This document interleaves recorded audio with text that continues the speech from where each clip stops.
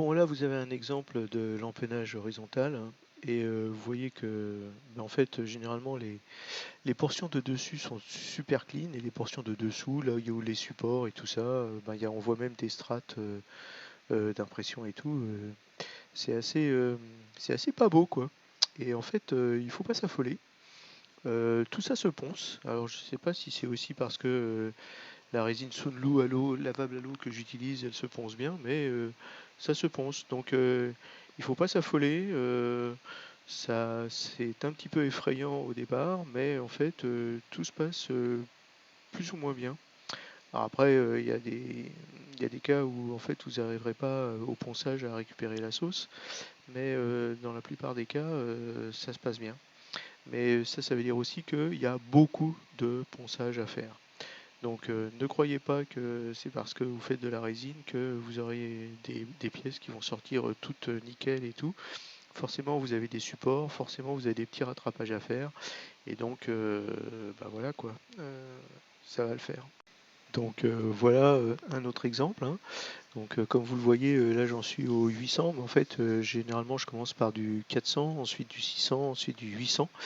Et tout ça, ça me rattrape à peu près, ça me rattrape à peu près les strates, etc.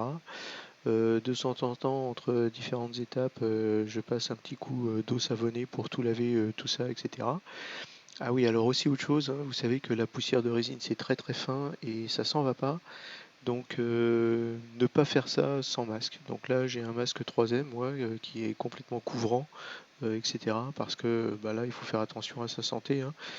Vous voyez que ça se ponce très bien, mais oui, ça fait comme du talc. C'est hyper fin en fait le résultat. Il faut absolument pas le respirer parce que si vous le respirez, il n'y a aucune chance pour que ça sorte. Là, évidemment, la résine, elle est toute curée, hein. C'est pas le problème de, on va dire, de l'attaque chimique de la résine là, mais c'est le fait que bah, c'est un truc qui part pas quoi. Et donc faites attention quand vous poncez de la résine.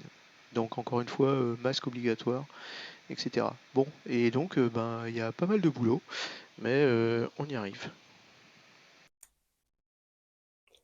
Donc voilà un état d'avancement sur le cockpit du NKL 280.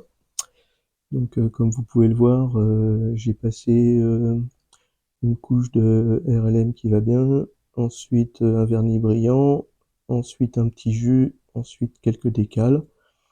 Et donc ça nous donne ce genre de résultat. Là, j'ai pas mal travaillé en rajoutant des harnais, donc particulièrement fier de, des commandes de gaz avec les petits points jaunes que vous pouvez voir là, etc. Donc là aussi, c'est la même chose. Là, c'est la dernière phase du vernis mat. Donc j'en suis maintenant en fait à l'étape où je vais pouvoir fermer enfin ce cockpit 4 mois après avoir commencé tout ce travail sur le NKL 280 et puis finir la mise en croix en faisant attention de laisser en fait le nez amovible dans un premier temps pour pouvoir ajouter le poids. Et donc ben voilà, ça c'est l'état aujourd'hui. Bel avancement. Je reviens vers vous quand j'ai collé un peu tout ça. Bon, bien voilà l'étape d'aujourd'hui. On n'a jamais été aussi près, comme dirait l'autre. Donc voilà, c'est tout collé à la colle noire. Flexi slow drying, voilà, pour me permettre, me donner le temps de, euh, on va dire, d'ajuster les pièces et tout ça. Donc, comme je le disais, en fait, un des problèmes, c'est que c'est très lourd, donc il a fallu que je rajoute beaucoup de lest. Donc, le pauvre train d'atterrissage va souffrir. Donc, voilà. Bon, vous voyez, il y a encore du ponçage à faire, hein, évidemment. Enfin, ça, c'est une première leçon, c'est que tous ceux qui font, on va dire, de la maquette résine, en fait, il y aura beaucoup de ponçage à faire, soit à cause des supports, soit à cause des ajustements à 0,5 mm près, etc. Mais bon, vous voyez que voilà, là on a un beau cockpit, voilà, franchement, avec mes deux manettes de gaz en jaune là. Voilà, les petites écopes, les, les attaches des trappes de train d'atterrissage. Je vais faire un petit coup de débondeur, un petit coup de ponçage, un petit coup de primer gris parce que le primer noir fonce beaucoup mon RLM 02. Donc ça va pas le faire, donc je vais faire plutôt du primer gris, on va dire, ce qui me donnera à peu près cette teinte-là. Peut-être que je vais l'éclaircir encore, je vais vérifier un peu. Bon, comme j'en ai un petit peu marre, j'ai pas réimprimé le nez, hein, qui était déjà pas mal, mais si jamais vous regardez bien, vous voyez qu'il y a des petites strates. On voit bien les petites strates ici, mais là, franchement, ça fait 4 mois et demi que j'y suis. Il faut que je passe à autre chose. Peut-être aussi que je remplirai l'espace entre le bord de fuite et le haut du cache réacteur là. Normalement, c'est quelque chose que je ne suis pas arrivé à modéliser, ça.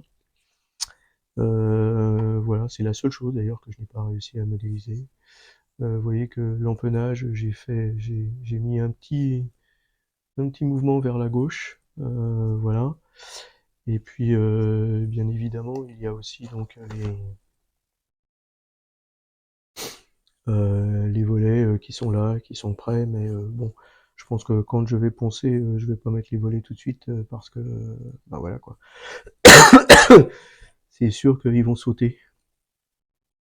D'autant plus qu'il y en a un qui est pas génial là, par rapport à ici là. Donc je vais sans doute le reprendre avec un petit peu de résine. Mais bon, ben voilà quoi. Alors les trains d'atterrissage aussi, normalement, il faudrait que je les réimprime. Parce que j'ai pas vraiment euh, de bonne impression, on va dire, entre les petits triangles, les supports un peu partout et tout ça. Bon, enfin, faudra que je vois ce que je veux faire par rapport à ça. Voilà. Bon, franchement, l'accroche de la roue là aussi, je pense qu'il va falloir que je le reprenne avant de mettre ces roues là parce que encore une fois, comme je vous le dis, je l'ai pas pesé, mais je vais le peser sans doute et c'est clair que à mon avis, ça va péter. Voilà.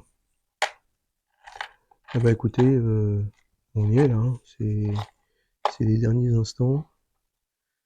Par contre, mon train avant était déjà réussi depuis longtemps.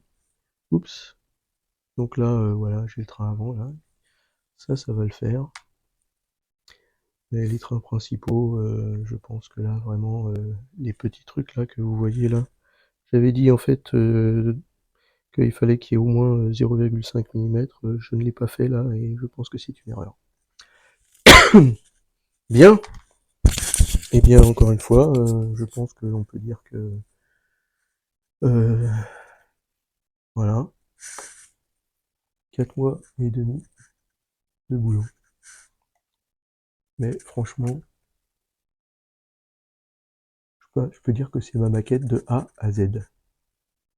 Voilà.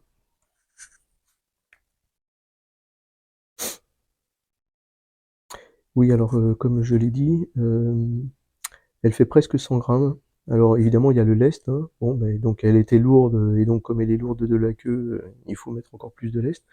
Une maquette normale, c'est plutôt dans les 50 grammes, on va dire. Donc voilà, elle est quasiment 2 fois plus lourde qu'une maquette normale. Et donc, bah voilà, ça veut dire qu'il y a quand même beaucoup de stress sur les trains d'atterrissage. Donc peut-être penser à faire ce genre de maquette en plein vol. Voilà, allez.